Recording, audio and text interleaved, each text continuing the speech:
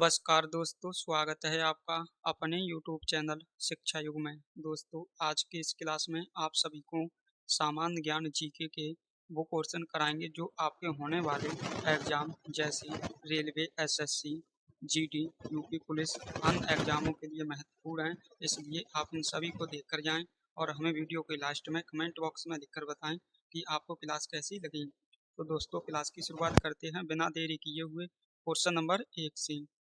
कह रहा है इल्तुतमिश ने किस सुल्तान की बेटी के साथ विवाह किया था। आप लोग हमें आंसर कमेंट में लिखकर बताएं। ऑप्शन ए में अकबर, बी में औरंगजेब, सी में बाबर और डी में कुतुबुद्दीन ऐबक। तो दोस्तों, जो इल्तुतमिश था इसने जो विवाह किया था वो किया था कुतुबुद्दीन ऐबक की बेटी के साथ। तो राइट आंसर हो जाएगा ऑप्शन डी। क्वेश्चन नंबर 2 है, भारतीय संविधान के अनुच्छेद 30 में किन अल्पसंख्यकों का उल्लेख किया गया है। दोस्तों, ये उल्लेख किया गया है भाषाई और धार्मिक अल्पसंख्यकों का। तो राइट आंसर हो जाएगा ऑप्शन बी।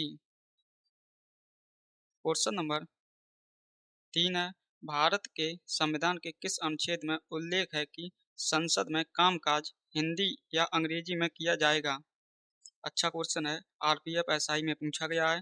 इसका राइट आंसर हो जाएगा अनुच्छेद 120 ऑप्शन डी। अगर आपको क्लास पसंद आए तो आप इस क्लास को लाइक करें और अपने दोस्तों के साथ भी इसे शेयर करें। क्वेश्चन नंबर 4 है, निम्नलिखित में से कौन सा जीव एक उभयचर है। दोस्तों, आप लोग आंसर हमें बताएं कमेंट में। ऑप्शन ए में मेंढक, बी में मछली, सी में बंदर, डी में बिल्ली। तो जो इनमें से जो उभयचर जीव है वो है मेंढक, ऑप्शन ए। क्वेश्चन नंबर 5 है, चींटी के डंक की प्रकृति अम्लीय होती है। चींटी के डंक में कौन सा अम्ल पाया जाता है। आपको आंसर बताना है। ऑप्शन ए में ऑक्जेलिक अम्ल, बी में फॉर्मिक अम्ल, सी में लैक्टिक अम्ल और डी में है एसिटिक अम्ल। तो साथियों, जो चींटी के डंक में जो अम्ल पाया जाता है वो पाया जाता है फॉर्मिक अम्ल, ऑप्शन बी।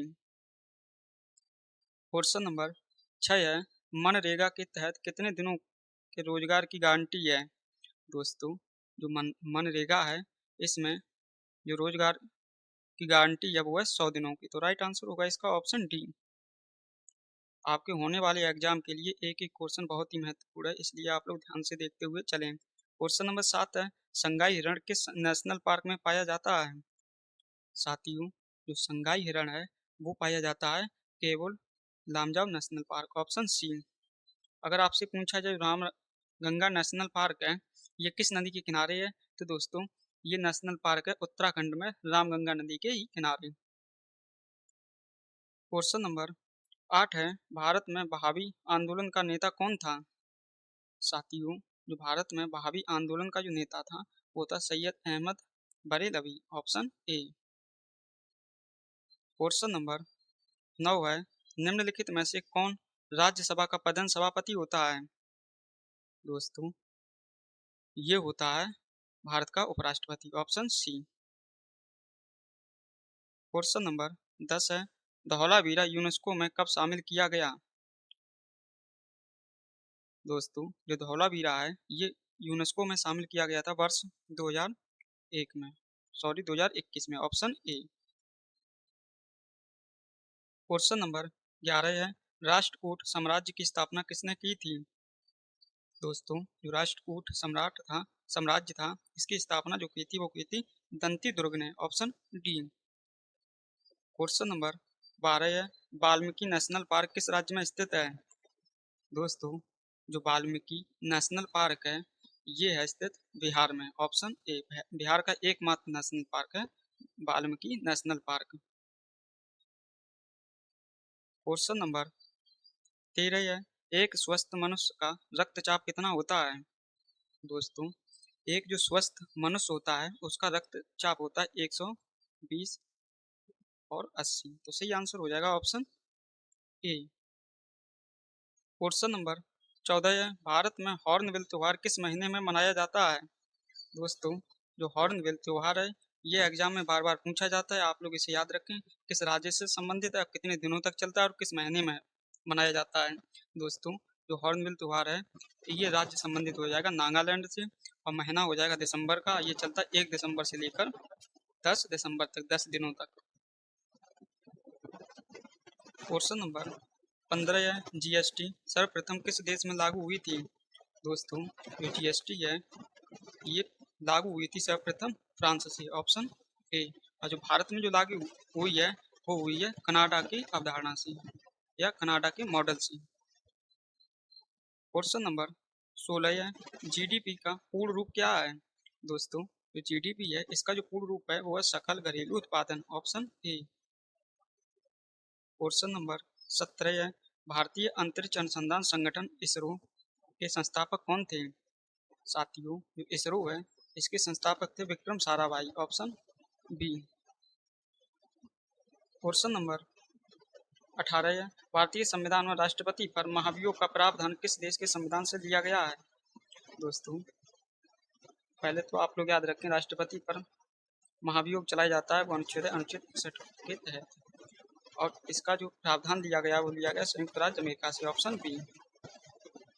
क्वेश्चन नंबर 19 है, भारतीय संविधान का कौन सा अनुच्छेद नियंत्रक एवं महालेखा परीक्षक से संबंधित है? साथियों, ये संबंधित है अनुच्छेद 148 से, ऑप्शन बी। क्वेश्चन नंबर 20 है, नाम दफा दर्रा किस राज्य में स्थित है? साथियों, जो नाम दफा दर्रा है ये स्थित है अरुणाचल प्रदेश में, ऑप्शन बी। आप लोग हमें कमेंट में लिखकर बताएं कि अरुणाचल प्रदेश की राजधानी क्या है। क्वेश्चन नंबर 21 है, अनुवांशिकी का पिता किसे कहा जाता है? दोस्तों, ऑप्शन है आपके सामने अरस्तु को, रॉबर्ट हुक को, ग्रेगर मेंडल को या डार्विन को। तो दोस्तों, अनुवांशिकी का जो पिता कहा जाता है वो कहा जाता है ग्रेगर मेंडल को, ऑप्शन सी। क्वेश्चन नंबर 22 है, नाबार्ड का मुख्यालय कहाँ स्थित है? साथियों, जो नाबार्ड है इसका जो मुख्यालय है वो स्थित है मुंबई में, ऑप्शन ए। क्वेश्चन नंबर 23 है, निम्नलिखित में से किसने द व्हाइट टाइगर पुस्तक लिखी है? साथियों, ये पुस्तक एग्जाम में खूब पूछी जाती है कि द व्हाइट टाइगर के लेखक कौन है, तो ये लिखी है अरविंद अड़ग ने, ऑप्शन डी। क्वेश्चन नंबर 24 है, जनगणना 2021 के चुनाव आयुक्त कौन थे? दोस्तों, ये थे doctor Vivek Joshi, option B. Question number 25 है, मध्य प्रदेश में प्रसिद्ध हिल स्टेशन पंचमढ़ी निम्न में से किस पर्वत श्रृंखला में स्थित है? ये साथियों स्थित है सतपुड़ा पर्वत श्रृंखला में, ऑप्शन बी। क्वेश्चन नंबर 26 है, विश्व स्वास्थ्य दिवस कब मनाया जाता है? साथियों, जो विश्व स्वास्थ्य दिवस है जिसका मुख्यालय जिनेवा में है, WHO, ये मनाया जाता है 7 अप्रैल को। इसकी स्थापना हुई थी 7 अप्रैल 1948 को। आप लोग याद रखें, डेट एग्जाम में पूछी जाती है। क्वेश्चन नंबर 27 है, राष्ट्रीय मानवाधिकार आयोग का मुख्यालय कहाँ स्थित है?